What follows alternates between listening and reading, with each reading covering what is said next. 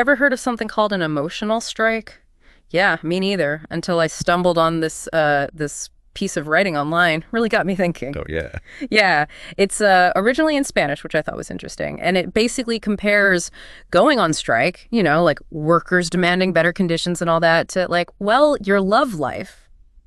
Interesting. It's like, what if you applied those same principles to dating and relationships? Huh. So, like, what are we striking for in this scenario? Is it like a refusal to settle, or? That's exactly it. I mean, at its core, that's a big part of it. The piece calls it a deliberate act of, and I'm quoting here, stepping back to gain clarity and focus on myself, like putting yourself first, romantically speaking. Okay. Interesting. So not just taking a break from dating, but more like a conscious uncoupling from the whole system. Right. And get this, the source actually puts a time frame on it, at least 6 months. Whoa. 6 months minimum. 6 months. So that kind of jumped out at me. I mean, why 6 months specifically? That's pretty significant. I mean, I guess it takes time to really shake things up, break those old patterns. 6 months, you've got to be serious about wanting to change something. I mean, imagine the societal pressure, right? Especially if you're someone who feels that pressure to be in a relationship. Yeah, no, totally. Like after a certain point, people start asking those questions. The whole, are you seeing anyone routine? Yeah. It's like that clock starts ticking. Exactly. And maybe that's part of the point, right? To challenge those expectations. But there's also this psychological aspect the source gets into. It's almost like reverse psychology, but for your love life. Okay, I'm intrigued. How so? It's like by declaring you don't want a relationship, you're kind of shifting the energy around you. Huh.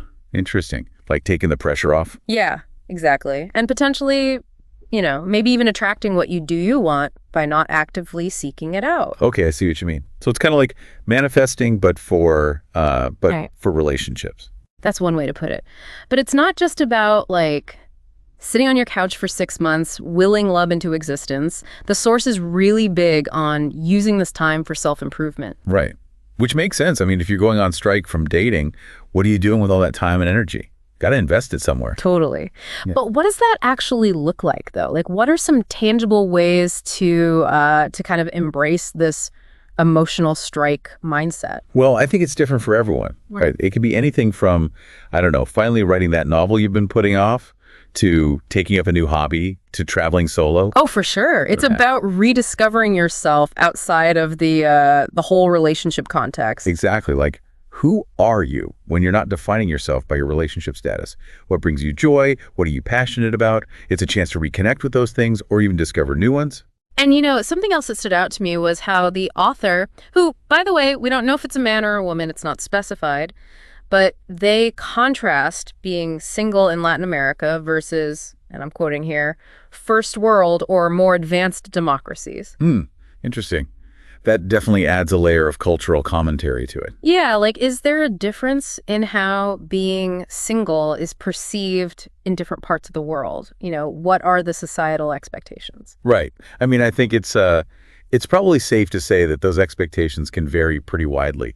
Like what's considered late to get married in one culture might be totally normal in another. For sure. And it seems like this whole emotional strike concept could be a way of pushing back against those norms, particularly for women.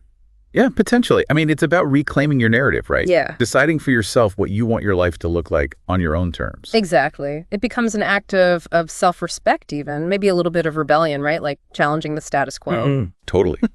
And I think that resonates with the author's point about the 1960s. Remember that part? They talk about it being like, this era of questioning everything and fighting for social change. Right. That really stuck with me. It's like this idea of an emotional strike taps into that same energy. Definitely. Mm-hmm. But like any movement or philosophy, it's not one size fits all, right? Yeah. What resonates with one person might not work for another. Totally. And we should acknowledge that, right? Some listeners might be hearing this and thinking, sign me up, while others are like, this is crazy. Exactly. And that's okay. The point isn't to say that this is the right way to approach dating or relationships. It's more about expanding our perspectives. Yeah. This whole thing has really got me thinking. So here's a question for everyone listening.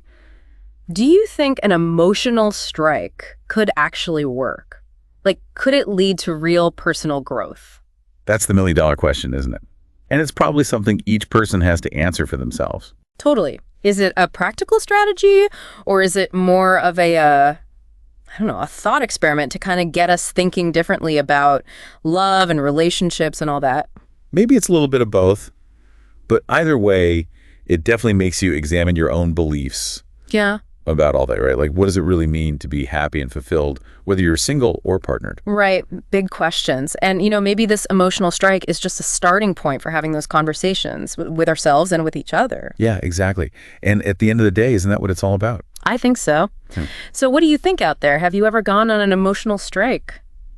Let us know. This is some food for thought for sure. It really is. Lots to unpack here.